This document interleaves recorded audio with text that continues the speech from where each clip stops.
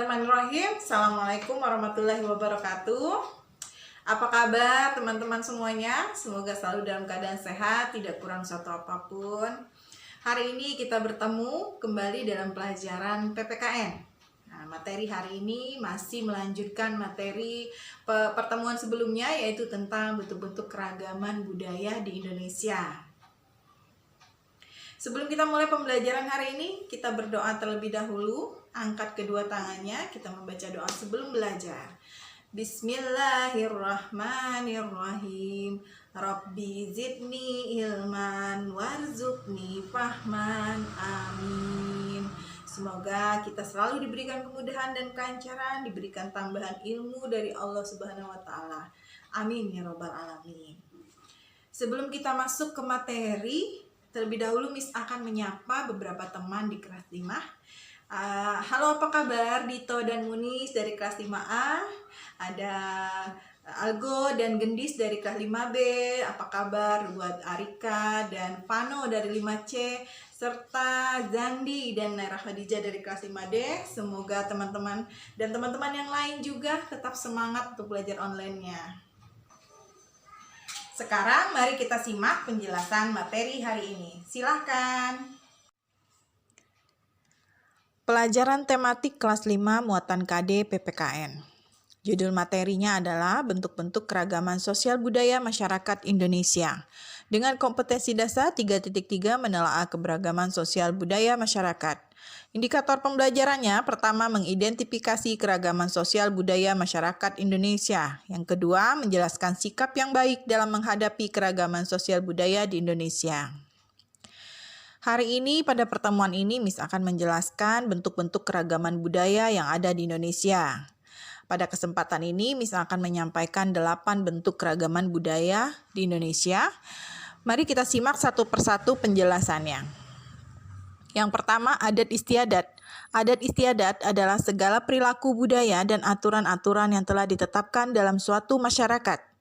Jika tidak dilaksanakan akan mendapatkan sanksi sosial. Nah, contoh dari adat istiadat itu tampak pada gambar di samping, yaitu contohnya adalah lompat batu Famoho. Ini adalah adat istiadat dari daerah Nias di Provinsi Sumatera Utara. Bentuk keragaman yang berikutnya adalah bahasa daerah. Bahasa daerah merupakan alat komunikasi yang digunakan oleh anggota masyarakat di suatu daerah. Ada banyak sekali bahasa daerah yang ada di Indonesia, contohnya ada bahasa Sunda, bahasa Jawa, dan bahasa Batak, serta bahasa-bahasa yang lainnya. Bentuk keragaman yang ketiga adalah rumah adat. Rumah adat adalah rumah khas yang didiami oleh suku-suku tertentu di suatu daerah. Contohnya Balai Batak Toba, itu rumah adat Sumatera Utara. Kemudian ada rumah adat Lamin dari Provinsi Kalimantan Timur.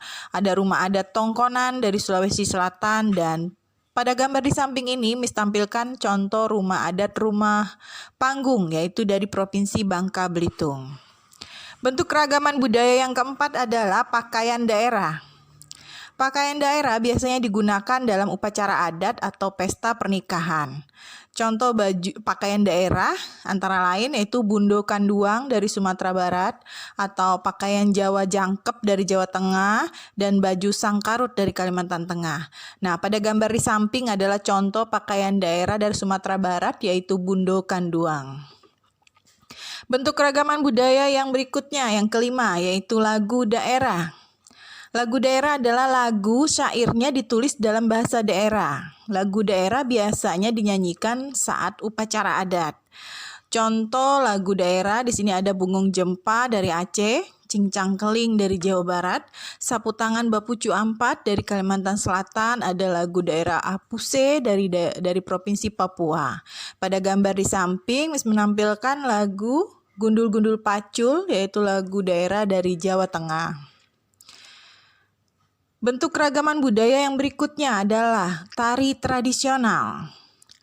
Tari tradisional adalah sebuah tarian yang menampilkan ciri khas daerahnya serta memiliki makna dan simbol tertentu.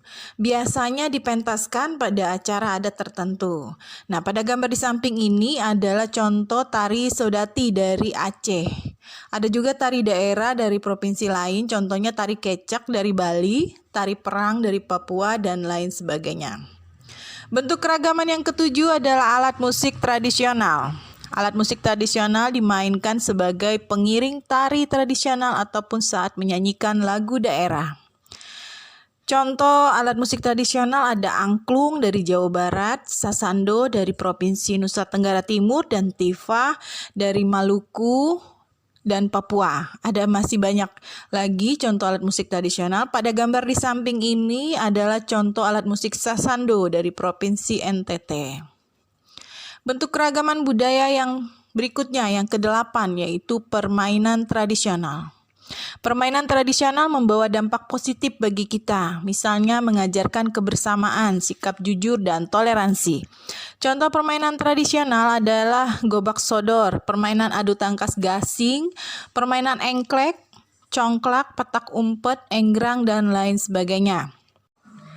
Pada gambar di samping adalah contoh permainan enggrang, yaitu berjalan dengan menaiki sebuah kayu atau bambu.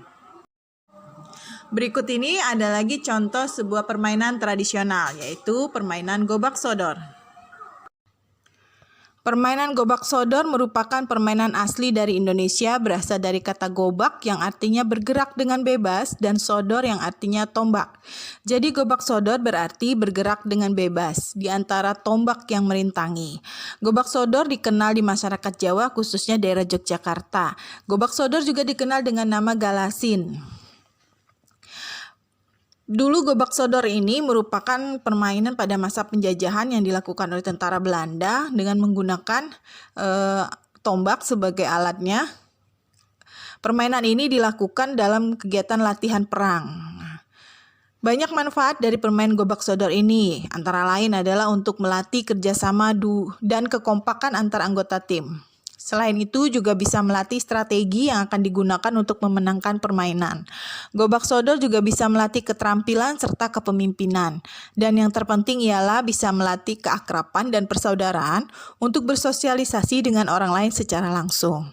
Luar biasa sekali ya teman-teman manfaat dari permainan tradisional yang kita miliki, yaitu salah satunya tadi adalah permainan gobak sodor. Di sini Miss tampilkan salah satu tradisi yang ada di Indonesia, yaitu tradisi Batombe di Nagari Abai, Sumatera Barat. Batombe adalah tradisi berbalas pantun yang disampaikan secara lisan. Batombe adalah sebuah tradisi yang memiliki tonggak untuk melakukan suatu musyawarah sehingga membentuk persatuan.